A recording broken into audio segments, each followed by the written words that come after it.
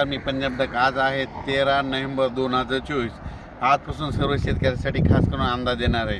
काय झालं राज्यामध्ये, मी म्हटलं होतं 14 तारखेला म्हणजे उद्या 14 नोव्हेंबरला राज्यामध्ये ढगाळ वातावरण राहणार आहे, म्हणून हा अंदाज लक्षात घ्यायचा। पण राज्यामध्ये 14 नोव्हेंबरला कोणत्या भागात पाऊस पडणार आहे म्हणून ही अंदाज शेतकऱ्यांसाठी सांगत आहे।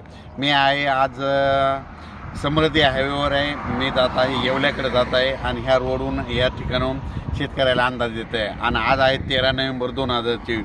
तर खास करून हे द्राक्ष बागायतदार शेतकऱ्यासाठी अंदाज देत आहे, कारण की नेमक्या राज्यामध्ये आता हा उद्या 14 तारखेला पाऊस कुठं पडणार आहे।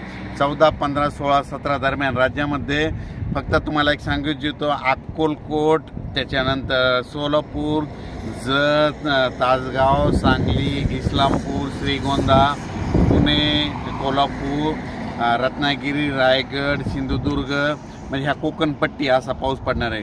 म्हणजे महाराष्ट्रात फक्त त्या तितक्या भागातच पाऊस पडणार आहे आणि उर्वरित राज्यात मात्र ढगाळ वातावरण राहणार आहे। तुम्ही बघा, आज दुपारनंतर 2-2:30च्या नंतर कंप्लीट आज आभाळ यायला सुरुवात होईल म्हणजे मराठवाड्यामध्ये, म्हणून हे अंदाज लक्षात घ्यायचा। पण राज्यातल्या सर्व शेतकऱ्याला सांगू इच्छितो की राज्यामध्ये मात्र की 14, 15 आणि 16च्या दरम्यान म्हणजे 14, 15, 16च्या दरम्यान तुम्हाला एक सांगू इच्छितो, 14, 15, 16च्या दरम्यान सांगू इच्छितो। फक्त परत एकदा सांगतो की सोलापूर, अक्कलकोट, त्याच्यानंतर जत, कर्नाटकमध्ये एक जास्त पडणार आहे, त्याच्यानंतर सांगली, सातारा, इस्लामपूर, कराड, त्याच्यानंतर श्रीगोंदा, पुणे, कोल्हापूर, तसेच कोकणपट्टी ह्या पट्ट्यामध्ये तितक्यात पाऊस पडणार आहे। मात्र उर्वरित राज्यात मात्र फक्त ढगाळ वातावरण येणार आहे। आज दुपारच्या नंतरच आभाळ येणार आहे, म्हणून हा अंदाज लक्षात घ्यायचा। उद्याच्याला राज्यामध्ये जास्त आभाळ येणार। आणि परत राज्यातील सर्व शेतकऱ्याला सांगू इच्छितो की 17 तारखेच्या नंतर 17 तारखेच्या नंतर परत राज्यामध्ये परत थंडी सुरुवात होणार आहे। आणि 20 तारखेला राज्यातलं मतदान आहे आणि तुम्हाला सांगतो की 20 तारखेला पाऊस नाही, काय नाही, थंडी राहणार आहे, म्हणून हे देखील सगळ्यांना लक्षात द्यायचं। कारण की 20 तारखेला मतदान असल्यामुळं त्या टायमाला बरेच मला याचे फोन आले होते की त्या टायमाला वातावरण कसं राहील। तर 20 तारखेला पाऊस नाही, उलट थंडी वाढत जास्त राज्यात थंडी तीव्र राहणार आहे, म्हणून हा अंदाज लक्षात घ्यायचा।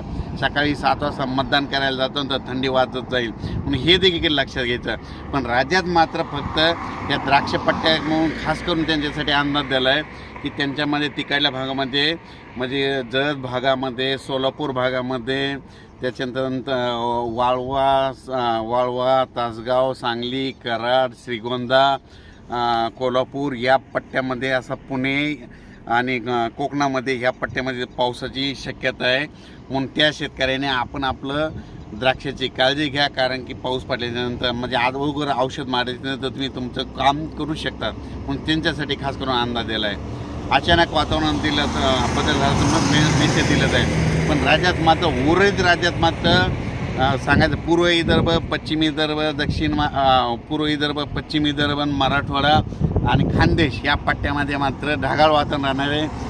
या 3 विभागामध्ये पाऊस काही पडणार नाही, त्याच्यामुळे काही चिंता करायची गरज नाही, हे अंदाज लक्षात येतात। अचानक वातावरण झालं की परवाच्याला अंदाज दिला जाईल।